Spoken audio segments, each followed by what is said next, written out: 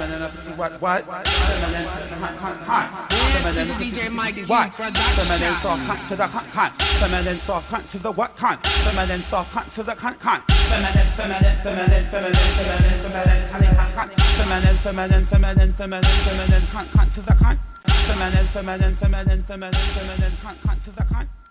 Hey, so hi, my name is Diamond, aka Diamond Pink Lady Monroe. I guess I started off, like the first things I can remember was like watching videos on TikTok and online, and thinking that I can mimic everything that I'm watching online, and then thinking I'm the best Voguer out there. And then I finally go to my first practice with the Pink Ladies, and I'm finally experiencing, community, and I'm seeing genuine performers like experiencing the creativity and showcasing their true authentic selves, and I'm realizing I got a lot to learn. I walked my first ball, and I feel like that was like the birth of Diamond. It was like a different sense of a different being that I've always wanted to be, stepping out of this hidden shell that I would enclose into. So I feel like, ballroom has genuinely given me a confidence I didn't think I could have before. When it comes to runway, it is definitely inspired by like high fashion, like just genuine high fashion runways, like definitely inspired from the 90s, 80s runway of it all. There's face, genuinely highlighting skincare routine, confidence, and just overall beauty, and walking with your full clean face and showing off who you are on the outside. There's also Vogue Femme, which I love the most, which is like, genuinely taking bits of old way and new way, but making it more feminine, and you are walking more with the attitude of a woman. There's also old way, which more focuses on lines, straight lines, being very symmetrical and keeping your poses and hitting really hard marks. And then you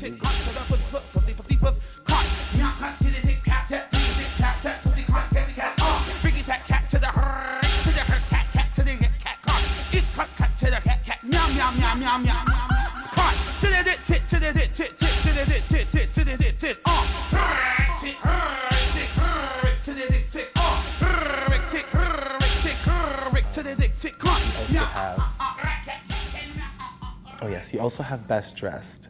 Best Dressed is one of my favorite ones because anybody could really get it, but you gotta make sure you're head to toe best dressed. So it's like, you gotta know the label of what you're wearing, from your hat to your shoes. You gotta scream it out with confidence. You gotta be like, this shirt, Louis Vuitton. These pants, Marc Jacobs. You gotta scream it with your whole confidence. My very much big favorite for everybody would be Body. Body is about genuinely being proud of all your proportions from head to toe. It's about showing off every dimension of your body with the most confidence, with the most curves. And then there's also Sex Siren, which is about being look but don't touch. You are like merchandise, honey. Everybody wants you, but you're not for anybody but yourself. You're genuinely allowing yourself to be sexy. You wanna prove to everybody that I am sexy regardless of what you see. I know I am. And those would be like majority of the categories that are practiced. One that nobody really talks about is Bizarre. One that I do love them the most because it's more about the craft and the creativity. You're picking apart cardboard, styrofoam, hula hoops, ultimately to create a beautiful conception, a beautiful creation that people really have a hard time understanding when you see it. You're like, what the hell is that? But you still love it because it's just so gorgeous. It just means something to you. One thing that is very important in ballroom is respect. So like understanding, like at the end of the day, you're not going into this like you're coming here to fight somebody for real. Like yes, it's a battle, but you're still coming with that mutual respect that we are both performers with a story to tell. So when we're on the floor, it's at that moment you're realizing like, I'm not going to overstep my boundary with you. I'm gonna stay in my lane. I'm gonna tell my own story, but I'm gonna sell it better than you. That's what a battle etiquette is. But at the end of the day, when the battle is all said and done, you guys hug it out. You guys have that mutual respect as performers that, even though we're competing right now, outside of here, I still love you. And that's one thing that I feel like, is very important in ballroom, like to keep mutual respect and having that community. Sometimes even I have a hard time figuring that one out too. What I would say judges look for is, who are you? What is your genuine story that you're here to tell? It's not even just about that, but it's about your genuine knowledge and foundation of your craft. You're here to be a part of it and sell your story. So the judges are looking for confidence. The judges are looking for genuine technique, control, musicality, rhythm. Really depends on what the category is calling for in the moment. Hair, your all her life, what she wanted was hair. All her life, what she wanted was hair. All her life, what she wanted was hair. Hair, you bring a light. All her life, what she wanted was hair. All her life, she was dreaming the hair. All her life, just seeing the hair. Hair, you bring a light. What? All her life, what she wanted was hair. All her life, what she wanted was hair. All her life, what she wanted was hair. Hair, you bring a light. For example, as a performer, I know if I'm walking Vogue Femme, the judges are definitely looking for very controlled lines, a really good sense of musicality, rhythm, and as well as storytelling. Yes, I can go crazy and sell it, but if I'm not, at the end of the day, selling it to you, you're not going to believe in my story. You're going to look at the other girl I'm battling. Judges are just looking for you to be your most authentic self on the floor and lose that sense of fear. Like, you know, like just genuinely be confident. Be your most authentic self. So it's not just about competition. Yes, it's also about family. And with that being said, the community has many resources for people who need that space to find a sense of self, who need to feel safe in their own skin. It's genuinely for, you know, Black, trans, queer, and any genuine marginalized people to feel safe. Ballroom came as a response to racism within pageantry created by Black and Latino, queer, and trans communities that wanted to be judged fairly. Through competitions known as balls and the support of community houses, the Kiki scene empowers people to be their true selves in a safe space. It has opened many opportunities for houses and performers. So with every category that Ballroom offers, it's like, I deserve to be seen. It's actively challenging stereotypes that people face in their everyday life, and instead of, you know, hiding behind those stereotypes, they're actively fighting them. And every category genuinely gives them that space to be themselves instead of, you know, feeling like they can't fight in this world. I've seen the community grow a lot, especially when it comes to mainstream culture or social media.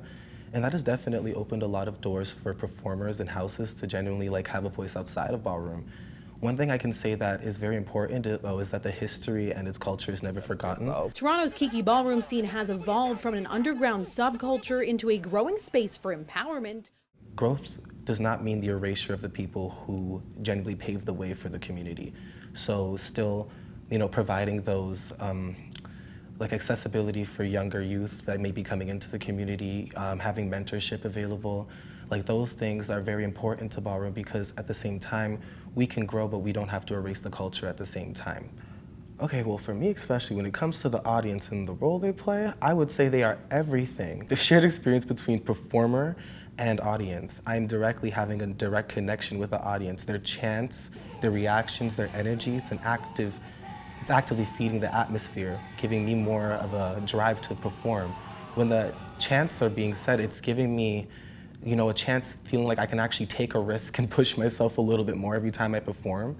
And that's an ultimate reminder that at the end of the day, ballroom is not just an individual experience, it's a shared experience. And everybody has a part to play in it. Even for me, when I started off in ballroom, I started out in the audience. Like, it wasn't like I was gonna go just walk up to the ball, think I'm the, and no, it was not like that. I had to watch and learn, and it was like, you know, you get up, it gets you up being in the audience, and it honestly makes you confident enough to feel like you should try it too yourself. So the audience is a very important role to play in ballroom, and without them, would there even be a ball? Honestly, ballroom has given me so much when it comes to self-expression. Performance, I don't get to do that every day. I don't get to step out every day, and it gives me a sense of just safety to know that I can express myself somewhere at its full capacity. I feel like every performance I do tells a story, and it's always going to be different, and it's always going to be whether it's on the fashion or whether it's on the attitude or the music, I'm selling a different part of myself because that's how I feel in the moment. And ultimately, that's what's beautiful about it, and that's what makes it an art, is because everybody who performs has a different story to tell. And that's honestly what authenticity is, and I think that's what people look for the most. My preparation process is definitely an extensive one. In my house specifically, you have to have at least 3 weeks in advance to do a mood board and send it to the house parents. So that means I have a good 3 weeks, maybe even a month if I really want to be ahead. I'll get my effect online, you know, I'll send it to the parents, they'll give me some advice about it, and then I'll spend like the next 2 weeks practicing and mentally preparing myself for the ball to come, because when you get to the ball, as fun as it sounds, when you're really about to showcase that certain side of yourself, there's a sense of anxiety and fear. Feel like a femme queen, you'll never feel like me. I got this face done, I got this chin hit, I got these breasts so soft my hips, oh I'm the shit. I feel so damn hot, so give me a blunt. I wanna get high, this is my time, bitches watch me shine. So before you get onto the floor, this is what I like to do. I like to really just sink into it. I'll listen to the music. I'll actually ask myself, why am I here? It's not to be perfect, but it's to really showcase who I am. I'm listening to the crowd, I'm listening to their chants, and then my eyes closed and I start feeling it. And then everything else just disappears. I really do think it's very important that, you know, ballroom gets more recognition and people start hearing more about it, because I think visibility is a very important thing. It brings more opportunities, it opens doors for more people, and even brings more people in. But with that being said, there's also a responsibility to be upheld with the people within the community. Ballroom should not be only cherished for its aesthetics. It shouldn't only be worshipped for the way it looks on the outside. Everybody should really take a minute to actually ask themselves, what are the people doing here? Are we trying to tell here?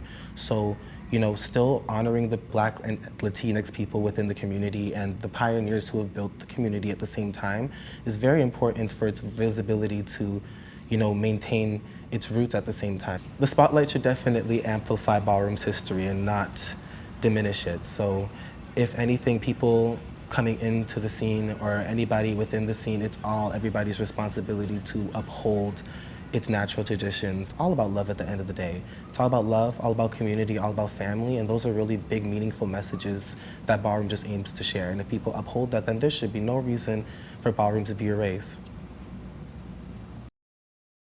Seymour Bravo, take one, Mark. To the feminine of what? To the feminine of what? Feminine, This is DJ Mike what? Production. Feminine soft cunt to the cunt. Feminine soft cunt to the what cunt? Feminine soft cunt to the cunt. Feminine cunt